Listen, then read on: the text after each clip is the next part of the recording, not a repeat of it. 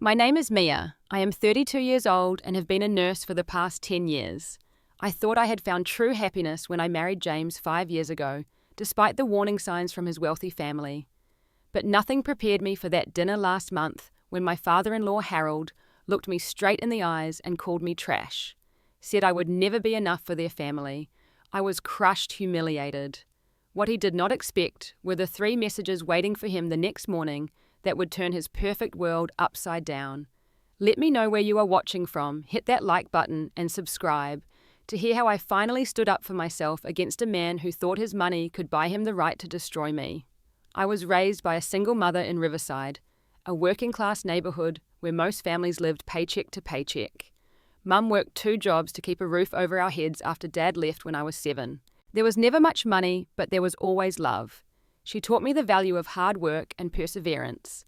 I studied relentlessly through high school, earning a nursing scholarship that changed my life. I was the first in my family to graduate college. I met James at St. Mary Hospital during my 3rd year as an ER nurse. He was visiting his college roommate who had broken his leg in a skiing accident. James stood out immediately in his tailored suit and designer watch, looking so out of place in our busy waiting room. When he asked for directions to the cafeteria, I offered to show him myself since I was heading for my break. That 15-minute conversation over terrible hospital coffee sparked something between us. James came back the next day with coffee from an expensive shop downtown, and the day after that, he asked me out properly on the 4th day, and despite my hesitation about our obvious differences, I said yes. From the beginning, the contrast between our worlds was stark. James drove a Mercedes his parents had given him for his 25th birthday. His family owned a vacation home in the Hamptons and another in Aspen. He had attended private schools his entire life before graduating from Princeton. Meanwhile, I was still paying off student loans and driving the same Honda Civic I had since college.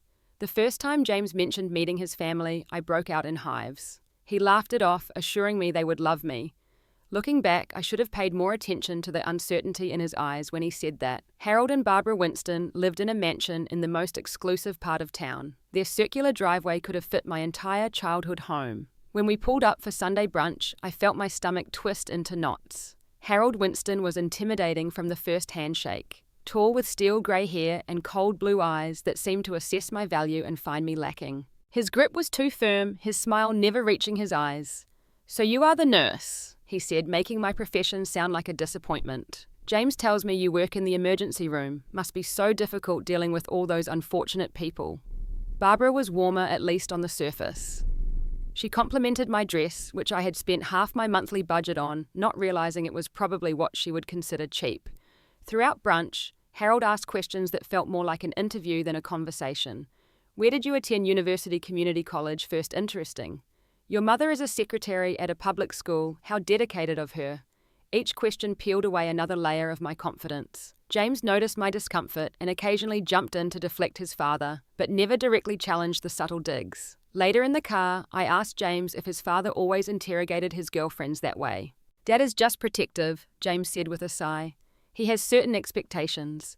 Once he gets to know you, he will see how amazing you are." But Harold never tried to see that.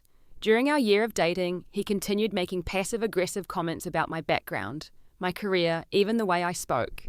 James always defended me in private, but remained largely silent in the moment. I told myself it was because he respected his father.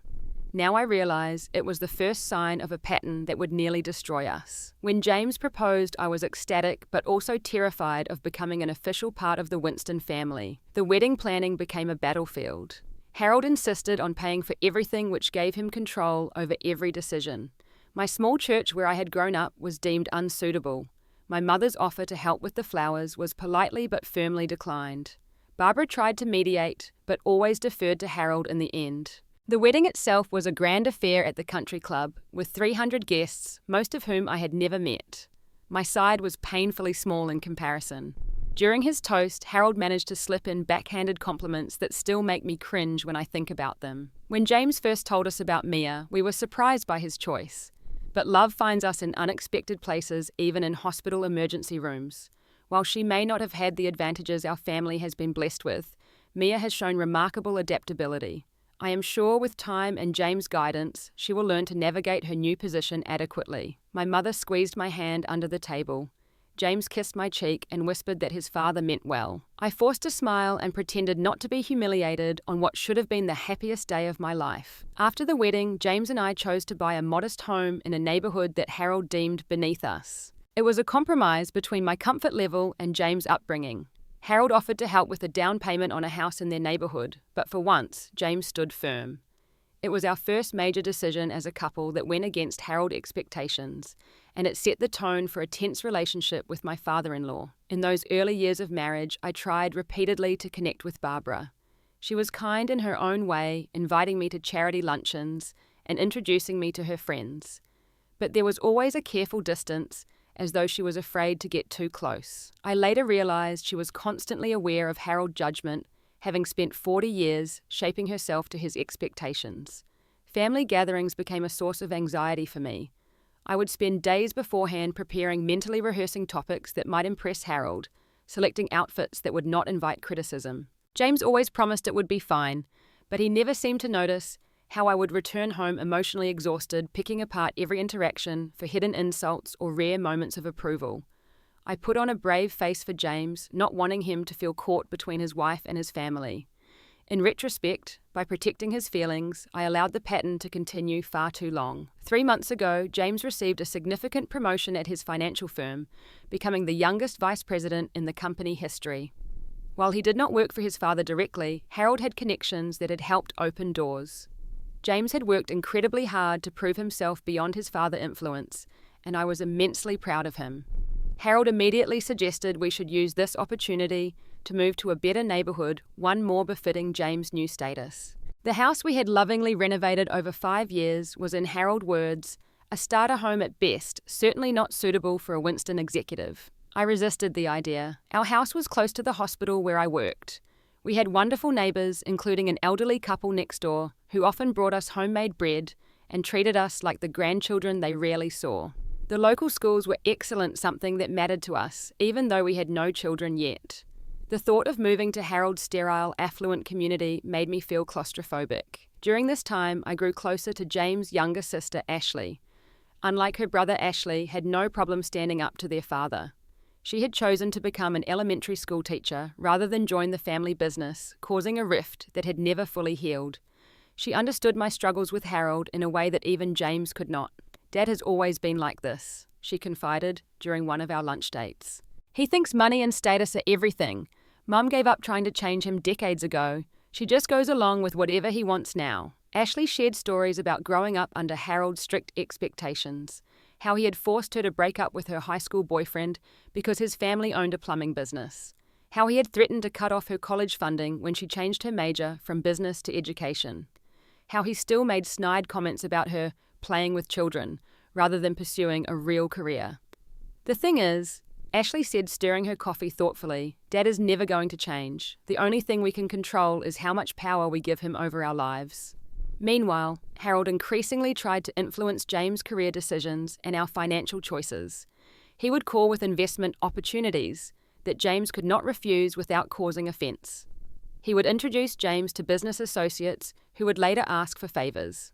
Each interaction came with strings attached, binding James more tightly to his father world. Around this time, James and I received devastating news. After trying to conceive for over a year, medical tests confirmed that I had a condition that made natural pregnancy nearly impossible. The diagnosis crushed me, especially when I thought about telling Harold and Barbara. I knew Harold would see this as yet another way I had failed their family, unable to provide the grandchildren that would continue the Winston legacy. James' reaction to the news was supportive but distant. He assured me it did not matter that we could look into adoption or fertility treatments. But something changed between us. He began working longer hours, coming home exhausted and preoccupied. I told myself he was just adjusting to his new position, but deep down, I worried he was pulling away, caught between his loyalty to me and his family expectations. At the hospital, I found unexpected solace in my work, particularly with elderly patients. There was something about their resilience and wisdom that touched me deeply. One woman, Margaret, became a special favourite. At 92, she had outlived her husband and 2 of her children, yet maintained a spirit of kindness that humbled me. When I confided in her about my infertility, she held my hand and shared her own story of adopting 3 children after being unable to conceive. "Family is not about blood, dear," she told me. "It is about who loves you enough to fight for you and who you love enough to fight for." Her words stayed with me, especially as tensions with James grew. One night, after another dinner where Harold had made subtle digs about my background, I finally confronted James. "Why do you never stand up to him when he talks to me that way?" I asked, my voice breaking. "Do you not see how he treats me, or do you agree with him?" James looked genuinely shocked. "My father respects you, Mia. He just has a formal way of showing it. You are being too sensitive." "Too sensitive?" He asked if the hospital has a special program to help nurses from disadvantaged backgrounds advance their education, right in front of your mother friends. He was trying to be helpful, James insisted, though he could not quite meet my eyes. "Dad wants the best for us." "The best for you, maybe. He has made it clear from day one that I am not good enough for this family." James ran his hands through his hair in frustration. "What do you want me to do? He is my father. I cannot just cut him out of our lives. I am not asking you to choose between us. I am asking you to stand up for me to tell him that his behavior is hurtful." The conversation ended without resolution, James retreating to his home office, claiming he had work to finish. I went to bed alone, wondering how the man who had once loved me enough to defy his father about where we would live had become so unwilling to defend me in the smallest ways. 3 weeks after our unresolved argument, Harold and Barbara invited us to dinner at their home to celebrate James' promotion. The invitation specified formal attire, a detail that sent me into a panic. I spent an entire paycheck on a navy blue cocktail dress that I hoped would meet Harold's exacting standards, along with shoes and accessories that stretched my budget to the breaking point. The afternoon of the dinner, I took extra care with my appearance, knowing Harold would notice any flaw. I straightened my naturally curly hair, applied makeup that enhanced but did not overwhelm, and put on the pearl earrings James had given me for our first anniversary, the only jewelry I owned that Harold had ever complimented. During the drive to his parents' house, James seemed tense, gripping the steering wheel too tightly and responding to my attempts at conversation with distracted monosyllables. "Is everything okay?" I finally asked, as we turned onto the tree-lined street where he had grown up. "Of course," he said too quickly. "Just tired from work. Your father is not planning any surprises tonight, is he?" "No business associates or distant relatives I need to impress." James hesitated just long enough to make my stomach clench. "No, just a small family dinner." I did not believe him, but we had arrived at the imposing iron gates of the Winston estate, and there was no turning back. The house was lit up like a Christmas display, every window glowing with warm light that did nothing to dispel the chill I felt as we walked up the marble steps to the front door. Barbara greeted us with air kisses and compliments that sounded rehearsed. Harold shook James' hand firmly before giving me a cursory nod. "Mia," he said, eyes flicking over my carefully chosen outfit. "Blue has always been a sensible colour for you." Sensible. Not beautiful or elegant or appropriate. Sensible. Like I was a child who had managed to dress herself correctly for once. The formal living room was already occupied when we entered. 2 couples rose from the plush sofas, drinks in hand. With sinking clarity, I realised James had lied about it being just family. "James, you remember Thomas and Judith Crawford," Harold said, gesturing to an older couple who screamed old money from their perfectly tailored clothes to their practiced smiles. And of course, Madison Crawford, James' college girlfriend, the one Harold had always approved of. She stood there in a red designer dress that probably cost more than my monthly salary, her blonde hair falling in perfect waves around her shoulders. "What a surprise," James said, his voice strained. He glanced at me apologetically, confirming my suspicion that he had known about this ambush. Cocktails in the living room were excruciating. The conversation revolved around people I did not know, events I had not attended, and inside jokes from James' prep school days with Madison. The Crawfords were clearly important business associates of Harold, their daughter the perfect pawn in whatever game he was playing tonight. Barbara tried to include me, occasionally asking about my work, but Harold invariably redirected the conversation before I could say much. Madison kept touching James' arm as she reminisced about their college adventures, her eyes darting to me to gauge my reaction. Dinner was even worse. The formal dining room gleamed with crystal and silver, each place setting more complicated than any I had encountered before. We were seated according to Harold arrangement, James between Madison and her mother, me between Harold and Thomas Crawford, as far from my husband as possible. The 5-course meal was accompanied by wines I could not pronounce, and discussions about vacation properties I would never see. When I attempted to share a story about a remarkable recovery one of my elderly patients had made, Harold interrupted. "Mia, the Crawfords are not interested in the details of service work. Thomas, did you finalize that acquisition in Dubai?" My cheeks burned as the conversation moved on, leaving my half-told story hanging in the air like an unpleasant odor everyone was too polite to mention. James caught my eye briefly from across the table, his expression apologetic but powerless. As dessert was served, Harold stood to make a toast. His crystal champagne flute caught the light from the chandelier as he raised it, his expression one of supreme satisfaction. "I would like to thank everyone for joining us to celebrate James' achievement. The Winston legacy continues to grow stronger with each generation. James has proven himself worthy of the opportunities afforded to him." He paused, looking directly at me. "It is important in life to surround ourselves with people who elevate us, who share our values and aspirations. James has always had excellent judgment in business. In personal matters, well, we all have our blind spots." The table went silent. Barbara stared at her plate. Madison smirked slightly. "Father," James said quietly, "perhaps we should discuss the Crawford investment opportunity instead." Harold waved him off. No, this needs to be said. The Crawfords are practically family after all." He turned to Madison parents. "Thomas, Judith, you know I have always thought of Madison as the daughter I wish James had chosen.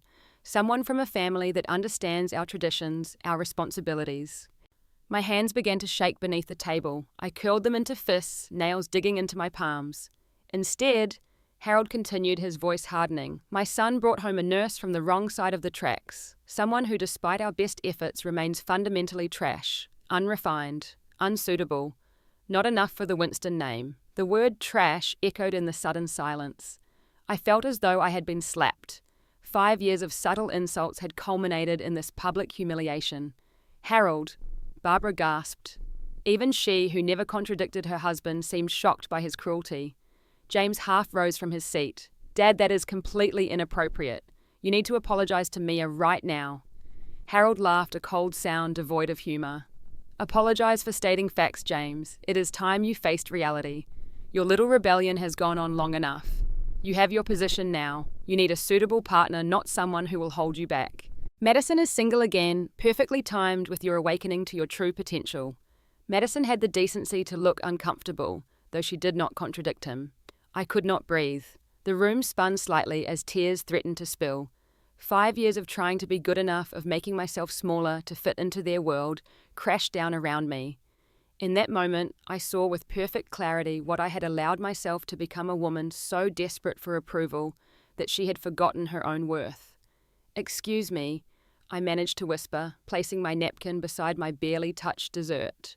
No one stopped me as I fled the dining room, finding refuge in the marble bathroom, where I locked the door and finally allowed the tears to come. With shaking hands, I called Tanya my best friend since nursing school. "He called me trash," I sobbed into the phone. "Right in front of everyone. Said I was not enough, and James just sat there." "Where are you now?" Tanya asked, her voice tight with anger on my behalf.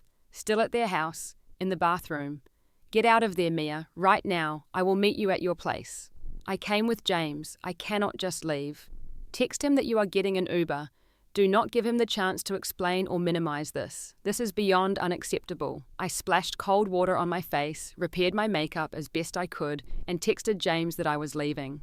Then I slipped out through a side door and ordered a ride from the circular driveway, where just hours before I had arrived full of anxiety but still hopeful. The ride home was a blur of streetlights and silent tears. When James finally returned 2 hours later, I was sitting in the dark living room, emotionally numb. "Mia, I am so sorry, Pa," he began. "Did you know?" I asked, my voice hollow.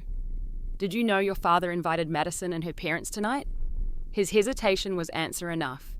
"You knew. You let me walk into that ambush unprepared. I thought if I warned you, you would not come. Dad promised he just wanted to discuss business with Thomas. And you believed him, after everything he has said and done over the years." James sat beside me on the couch, not touching me. "I confronted him after you left, told him he had crossed a line. A line, James, he called me trash. He humiliated me in front of strangers. And you did nothing until I was gone. That is not fair. I told him to apologize. Too little, too late. I stood up, suddenly unable to be near him. I am going to sleep in the guest room. We will talk tomorrow." but there was nothing left to say. As I lay in the unfamiliar bed staring at the ceiling, I realized that the marriage I thought I had been fighting for might not exist at all. Sleep eluded me that night. Every time I closed my eyes, I heard Harold's voice calling me. Trash saw the pitying looks from the dinner guests, felt the humiliation burning through me all over again. By dawn, I had moved from devastation to a strange, calm clarity. James left early for work, leaving a note saying we would talk that evening. He had slept on the couch, respecting my need for space. In another time, I might have seen that as consideration. Now it felt like cowardice. I called the hospital and requested a sick day, something I had done only twice in my career. The head nurse, hearing the strain in my voice, immediately approved it without questions. She had met Harold at a hospital fundraiser once and had witnessed his condescension firsthand. Alone in our suddenly too quiet house, I wandered from room to room, seeing our marriage through new eyes. The framed photos of James and me always looking happier in the candid shots than in the formal portraits taken at Winston family events. The furniture we had chosen together compromises between his expensive taste and my practical nature. The kitchen where we had cooked Sunday meals and laughed over failed recipes. My phone rang displaying my mother number. I had texted her briefly the night before, not wanting to worry her, but needing her to know what had happened.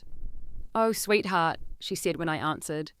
"I have been thinking about you all night." The sound of her voice, warm and concerned, broke through the numbness. I told her everything, the words pouring out of me. "I keep thinking I should have seen this coming," I concluded. The signs were there from the beginning. Love makes us hopeful, Mia. You believe James would eventually stand up to his father because that is what love should do. It should make us brave. "What do I do now, Mum?" She was quiet for a moment. "Only you can answer that, but I will say this, you were someone before you met James Winston. Someone valuable and worthy. That person is still inside you." After we hung up, I went to our home office and opened the bottom drawer of my desk, pulling out a box of letters I had saved over the years. Notes from patients thanking me for my care during their darkest hours. A letter from an elderly man whose wife I had tended in her final days, telling me I had made her passing peaceful. A card from a child who had been terrified of hospitals until I had shown him that nurses could be heroes too. These were reminders of who I was beyond being James' wife or Harold daughter-in-law. A caregiver, a professional, a woman of compassion and skill. The doorbell rang around noon. Tanya stood on the porch with 2 cups of coffee and a determined expression. "I took the day off," she announced, brushing past me into the house. "No one calls my best friend trash and gets away with it." For the next 2 hours, we sat at my kitchen table while I recounted every painful detail of the previous night. Tanya, who had never held back her opinion of the Winstons, was incandescent with rage. "He has been undermining you for years," she said, "and James has let him. I know you love him, Mia, but at some point you have to ask yourself if love is enough when there is no respect." I keep thinking about what I could have done differently. Tanya reached across the table and gripped my hand. "This is not your fault. You could have been a brain surgeon, a corporate lawyer, or the damn Queen of England, and Harold Winston would still have found you lacking because you were not born into his privileged world." As the afternoon wore on, something crystallized within me.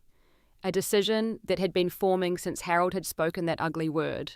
I deserved better. Not just from Harold, but from James too.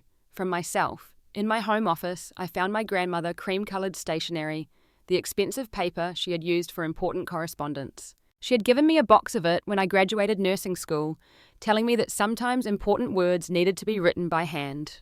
With deliberate care, I wrote 3 separate letters. The first was to Harold. I did not waste words on anger or accusations. Instead, I wrote with a dignity he had never afforded me. "Mr. Winston, last night you called me trash in front of your family and friends. You said I was not enough for the Winston name. After 5 years of trying to earn your approval, I now understand that was never possible. Not because of any failing on my part, but because you decided from our first meeting that my worth was determined by my background rather than my character. I want you to know that I am not trash. I am a dedicated healthcare professional who has saved lives and comforted the dying. I am a daughter who made her mother proud through hard work and compassion. I am a woman who knows her value does not depend on your assessment. I do not seek your apology, as it would be meaningless. What I seek now is the freedom to determine my own worth independent of your judgment." The second letter was to Barbara. "Barbara, you have shown me kindness over the years in your own careful way. I believe you saw the hurt your husband caused, but felt powerless to stop it. I understand that feeling now more than ever. I want you to know that I do not blame you for Harold's actions. However, I am disappointed that you never found the courage to speak up even when you knew he was wrong. Perhaps this is unfair of me, as I have only lived with this treatment for 5 years, while you have endured it for decades. I hope one day you find your voice. It is never too late to stand up for what is right. The final letter to James was the most difficult to write. My hand trembled as I put pen to paper. James, I have loved you since that first day in the hospital cafeteria. I believed in us and our ability to bridge the worlds we came from and build something beautiful together. Last night, when your father called me trash and said I was not enough, you offered a token protest, but nothing more. It was the culmination of 5 years of silent complicity. Every time you allowed your father to demean me without consequence, you told me his approval mattered more than my dignity. I cannot be with someone who does not value me enough to fight for me. I am taking some time away to think about whether our marriage can survive this betrayal. Not just from your father, but from you. I deserve better, James. And deep down, I think you know that. I addressed and sealed each envelope. Then I arranged for a courier service to deliver them first thing in the morning. Harold and Barbara would receive theirs at the Mansion James at his office. The timing was deliberate. I wanted them to read my words alone, without the ability to immediately coordinate their responses. Then I packed a small overnight bag, left a note on the counter telling James I was staying with my mother for a few days, and drove away from the home we had built together. As I turned off my phone, I felt both broken and strangely free, like a prisoner who had finally recognized the bars of her cell. I slept deeply for the first time in weeks, on my narrow guest bed, emotionally exhausted, but somehow lighter. When I woke, the morning sun was streaming through unfamiliar curtains, momentarily disorienting me until I remembered where I was and why. Mum had already left for work, leaving a note saying she would be home early and that I should rest. I made coffee and sat at her kitchen table thinking about the letters that would be arriving at their destinations around now. My letter to Harold had been calm and dignified on the surface, but the words themselves were a declaration of independence. Mr. Winston, last night you called me trash in front of your family and friends. You said I was not enough for the Winston name. After 5 years of trying to earn your approval, I now understand that was never possible. Not because of any failing on my part, but because you decided from our first meeting that my worth was determined by my background, rather than my character. I want you to know that I am not trash. I am a dedicated healthcare professional who has saved lives and comforted the dying. I am a daughter who made her mother proud through hard work and compassion. I am a woman who knows her value does not depend on your assessment. I do not seek your apology, as it would be meaningless. What I seek now is the freedom to determine my own worth, independent of your judgment. I imagined Harold receiving this letter during his meticulously scheduled breakfast, the surprise on his face at being directly confronted by someone he considered beneath him. Would he crumple it immediately, show it to Barbara with mocking laughter, or would some small part of him recognize the truth in my words? My letter to Barbara had been gentler but no less honest. Barbara, you have shown me kindness over the years in your own careful way. I believe you saw the hurt your husband caused, but felt powerless to stop it. I understand that feeling now more than ever. I want you to know that I do not blame you for Harold's actions. However, I am disappointed that you never found the courage to speak up, even when you knew he was wrong. Perhaps this is unfair of me, as I have only lived with this treatment for 5 years, while you have endured it for decades. I hope one day you find your voice. It is never too late to stand up for what is right. I pictured Barbara reading these words alone in her garden, her usual refuge from Harold's domineering presence. Would she recognize herself in my description? Would it spark some long-dormant ember of resistance? But it was my letter to James that had cost me the most to write each word, extracted from the deepest part of my heart. James, I have loved you since that first day in the hospital cafeteria.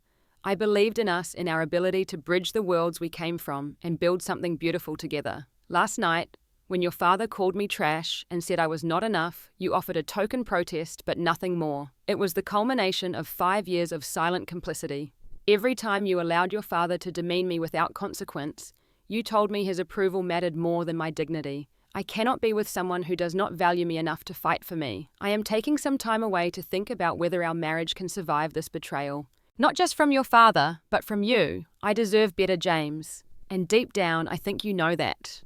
I imagine James opening this letter in his corner office, perhaps between important meetings. Would he finally understand the depth of his failure? Would he recognize that his silence had been as harmful as his father's words? Around mid-morning, I turned my phone back on, bracing for the flood of notifications I expected. They came immediately: missed calls from James, text messages ranging from concerned to panicked voicemails I could not yet bring myself to listen to.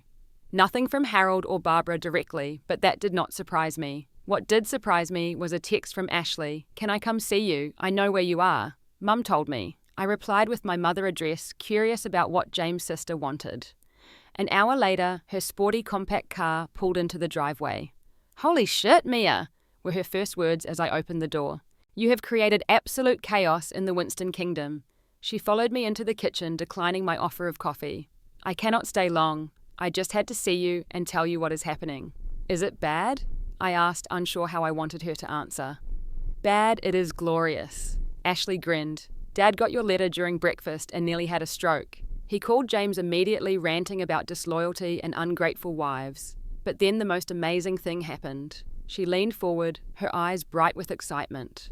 "Mum got her letter while she was in the garden. She read it, came inside, and heard Dad yelling at James over the phone, and she just snapped. 39 years of being the perfect silent wife, and she finally lost it." "What happened?" I asked, unable to imagine quiet, accommodating Barbara confronting Harold. She grabbed the phone from Dad and told James they would call him back. Then she told Dad, and I quote, that if he did not apologize to you and respect James' marriage, she would leave him. Said she had put up with his elitist bullshit for too long, and watching how he treated you had opened her eyes to how miserable she had been.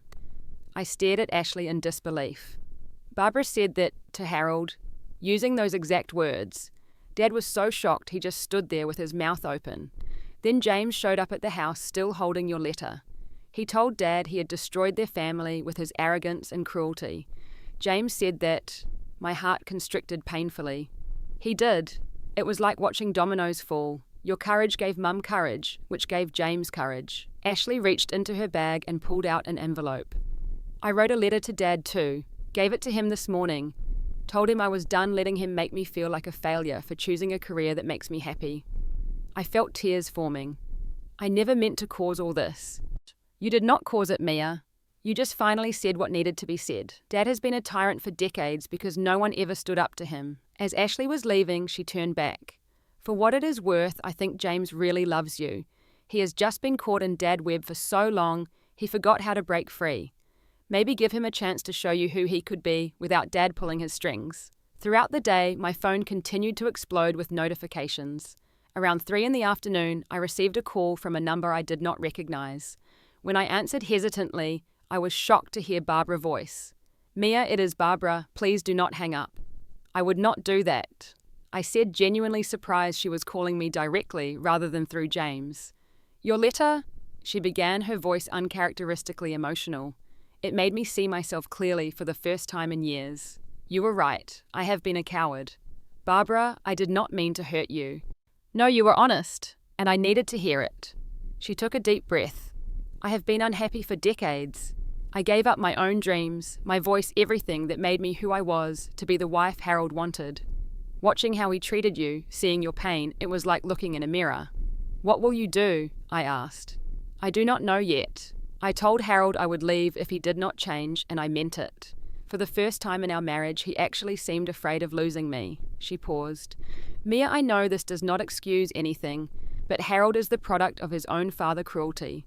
The cycle continues unless someone is brave enough to break it." After Barbara's call, I received a text from Tanya saying she had heard through hospital gossip that Harold had made some calls trying to damage my professional reputation, but had been shut down by the hospital administrator, who had no patience for personal vendettas. Apparently, Harold's social standing was beginning to suffer as word of his behaviour spread through their community. As evening approached, James left a voicemail that I finally found the courage to listen to. His voice sounded raw, emotional in a way I had rarely heard. "Mia, I do not know if you are listening to these messages. I hope you are. I read your letter. You are right. About all of it. I have been a coward, afraid of standing up to my father, afraid of losing his approval, even at the cost of your dignity. I finally told him today that I would cut him out of my life completely if he ever spoke about you that way again.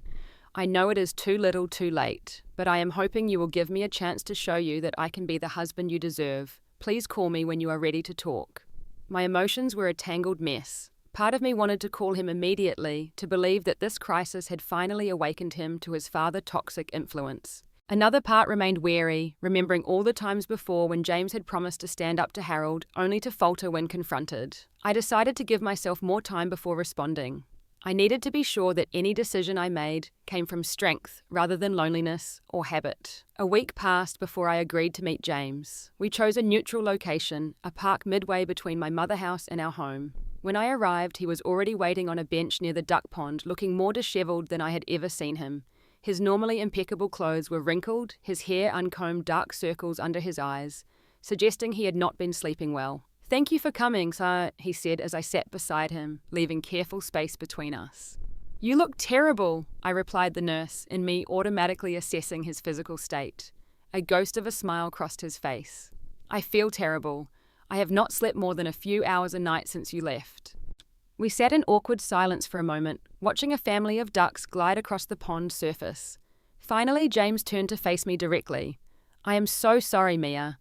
Not just for what happened at dinner, but for 5 years of failing to protect you from my father. For every time I stayed silent when he insulted you. For prioritizing his approval over your dignity." His apology seemed sincere, his eyes holding mine steadily. "I read your letter so many times I have it memorized.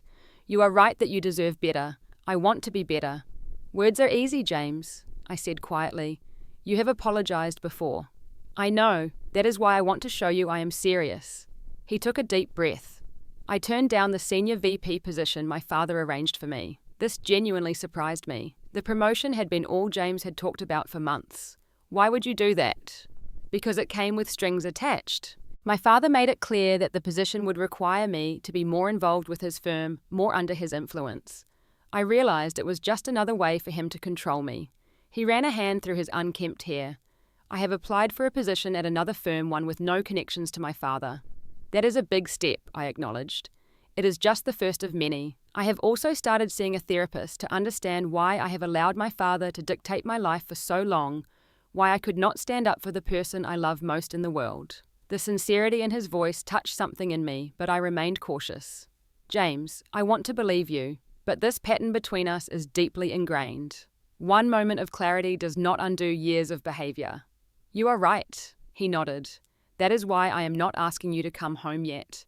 I am asking for a chance to show you over time that I can change, that I can be the partner you deserve." "What does that look like practically?" "Couples therapy for one thing. I have found someone who specializes in family dynamics and boundary issues." He hesitated. "And I think we need to establish clear boundaries with my father. Limited contact at least for now, no more allowing him to dictate our choices." We talked for nearly 2 hours, laying out what a reconciliation might look like. James suggested renting an apartment temporarily, giving me space in our home while we worked through our issues. He agreed that any future interactions with his family would be on my terms, when and if I felt comfortable. As we prepared to leave, he asked the question I had been dreading. "Do you still love me, Mia?"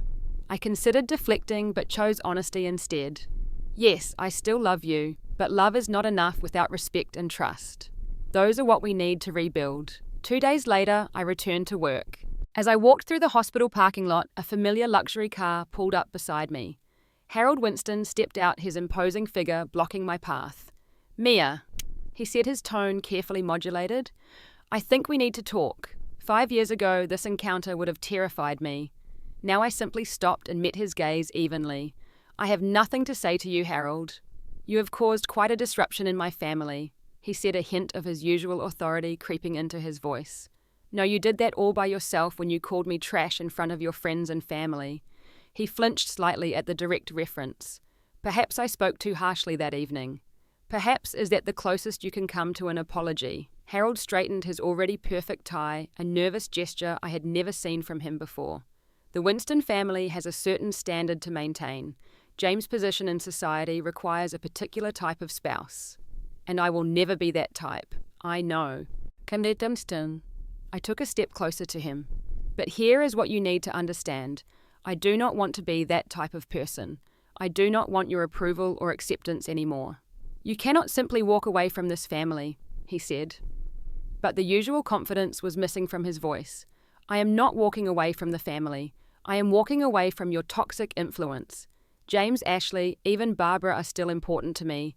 You are the only one I am done with. I stepped around him and continued toward the hospital entrance.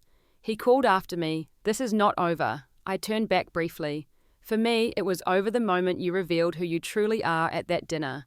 You have no power over me anymore, Harold. As I walked away, I felt a profound sense of calm.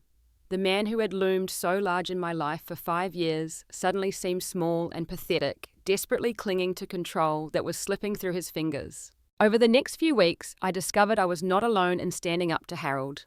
James' sister Ashley called to tell me that she had received support from unexpected quarters after confronting her father. Other family members, long silenced by Harold's domineering personality, had begun sharing their own stories of his manipulation and cruelty. It is like once one person spoke up, everyone realized they were not alone, Ashley explained. Cousin David told me he has been afraid to bring his boyfriend to family events for years because of Dad. Aunt Meredith admitted Dad threatened to contest grandfather Will when she wanted to use her inheritance to start a non-profit instead of investing in Winston Industries. James moved into a small apartment as we had discussed, giving me space to rediscover who I was outside of our marriage and the Winston family drama. I reconnected with friends I had neglected, spent more time with my mother, and even enrolled in a specialized nursing certification program I had been interested in for years, but had put off due to family obligations. One evening, I received an unexpected invitation from Barbara to join her and Ashley for dinner. Curious, I accepted. We met at a casual restaurant I had always loved, but that Harold would have deemed unsuitable. Barbara looked different somehow, lighter, more animated. "I have been taking art classes," she revealed when I commented on the change in her. "I used to paint before I married Harold. He thought it was a waste of time." "Mum is really good," Ashley added. "She is thinking about applying to a local gallery showcase." Barbara blushed slightly. "I do not know about that, but it feels good to create something again." She hesitated before adding, "Harold and I are discussing a trial separation. After 40 years, I could not hide my surprise." 40 years is a long time to be unhappy, she said simply. "Your letter made me realize I had a choice. I still do." As we were finishing dessert, Barbara reached across the table and squeezed my hand. "Thank you, Mia, for having the courage I lacked for so long. 6 months after that fateful dinner, my life had transformed in ways I could never have predicted. My promotion to nursing supervisor had come through recognition of my dedication and skill that had nothing to do with my connection to the Winston name. The specialized certification I had earned opened new professional opportunities, allowing me to develop a program for geriatric patients that had become a model for other departments. James and I had been working through our issues in couples therapy, a process that was painful but ultimately healing. He had followed through on his promise to find a position at a firm unconnected to his father, taking a lateral move rather than a promotion, but gaining independence. Our therapist had helped us identify patterns of communication and power dynamics that had undermined our relationship from the beginning. We had decided to try living together again, but in a new house. The home we had shared held too many memories of our unequal partnership. Our new place was smaller, but felt more genuinely ours, a fresh start, built on mutual respect rather than compromise. One evening, we hosted a small dinner party inviting my mother Tanya and her husband Ashley and Barbara. It was the first time we had entertained since the disaster at Harold Mansion, and I felt a moment of anxiety as we prepared. James noticed immediately. "We can cancel if you are not ready." He offered his sensitivity, one of the many changes in our relationship. "No, I want to do this," I assured him. I just had a flashback to that night. He pulled me into a gentle embrace. "This is nothing like that night. These are people who love and respect you, who love and respect us." The dinner was warm and joyful, filled with genuine conversation and laughter. Barbara shared news of her first art show, scheduled for the following month. Ashley announced her engagement to a kindergarten teacher Harold would certainly have disapproved of, but who clearly adored her. My mother and Tanya swapped embarrassing stories from my nursing school days, making everyone laugh until they cried. As we were clearing dessert plates, James mentioned that his father's business was struggling. Several key clients had distanced themselves following rumors about Harold's behavior toward his family. His once sterling reputation had tarnished as people began to see beyond the wealth and power to the man beneath. "He is still refusing to acknowledge any wrongdoing," James said. "He believes this is all a temporary rebellion that will resolve itself when we all come to our senses." Barbara shook her head sadly. Harold cannot conceive of a world where he is not in control.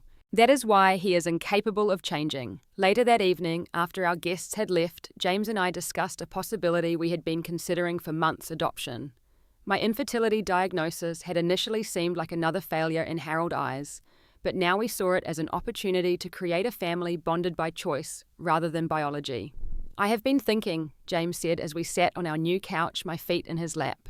"Family is not about blood or legacy or any of the things my father valued. It is about love and acceptance." "That is what my patient Margaret told me last year," I said, smiling at the memory of the wise 92-year-old. "She said family is about who loves you enough to fight for you and who you love enough to fight for." "She sounds like a smart woman," James replied, gently massaging my feet. "She was. She died last month, surrounded by her 3 adopted children and 7 grandchildren. A beautiful family created by choice rather than chance." "Choi-chen." We were interrupted by an unexpected knock at the door. James went to answer it, returning with a stunned expression. "It is my father." Harold Winston stood awkwardly in our entryway, looking oddly diminished, without his usual entourage of family members and business associates. He glanced around our modest new home with an unreadable expression. "May I come in?" He asked the question itself, a departure from his usual demands. James looked at me, making it clear the decision was mine. I nodded, curious despite my reservations. Harold sat stiffly on the edge of an armchair, declining the offer of a drink. For a moment no one spoke. Then with visible effort, Harold broke the silence.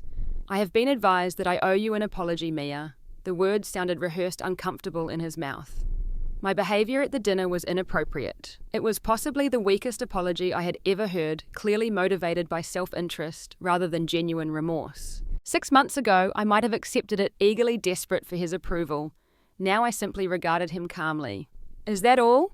I asked. Harold shifted uncomfortably. "My family has made it clear that my relationship with them depends on reconciling with you. Barbara refuses to come home until I make amends. James and Ashley barely speak to me. So you are here because you want your life back, not because you understand what you did wrong." His jaw tightened. "I am here. Is that not enough?" James stepped in, his voice firm but controlled. "No, Dad, it is not enough. You called my wife trash. You have treated her with contempt from the day you met her. A reluctant, half-hearted apology does not erase that." Harold looked genuinely surprised at his son's directness. "What do you want from me?" I considered the question carefully.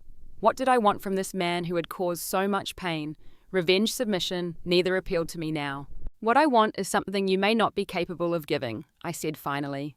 "Respect. Not approval or acceptance, just basic human respect. Recognition that my worth is not determined by my background or bank account or connection to your family name. And if you ever speak to Mia disrespectfully again," James added, "you will not be welcome in our home or our lives. That is non-negotiable." Harold looked between us, perhaps truly seeing us as equals, as partners for the first time. He gave a single curt nod before standing to leave. At the door he paused. "The adoption agency James mentioned," he said awkwardly. "I know the director. If you want, I could put in a word." It was a peace offering of sorts, an acknowledgement of our plans for family beyond biological lineage. But it came with the same old strings attached, the implication that we needed his influence. "Thank you," I said politely, "but we will handle the process ourselves." After he left, James pulled me into a tight embrace. "I am so proud of you, of us." The journey of healing had been arduous, with setbacks and painful revelations along the way. Standing up to Harold had been just the beginning. The real work had been standing up for myself, recognizing my own worth independent of others' judgment.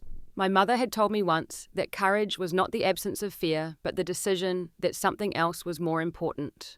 For me, that something had been my dignity, my self-respect, and ultimately my ability to love myself enough to demand the respect I deserved. The 3 messages I had sent that morning after the disastrous dinner had indeed turned Harold's world upside down, but they had transformed mine as well. In finding the courage to speak my truth, I had discovered a strength I never knew I possessed.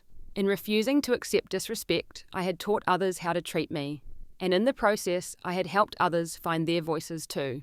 Barbara exploring her long-suppressed creativity, Ashley embracing a relationship her father would have forbidden, James breaking free from toxic family patterns that had been passed down for generations. Perhaps the most important message had been the one I sent to myself, that I was enough exactly as I was.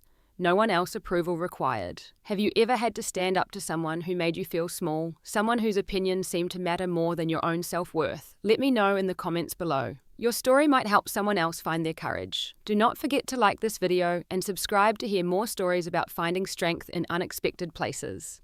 Thank you for listening, and remember, your worth is not determined by anyone else's opinion of you.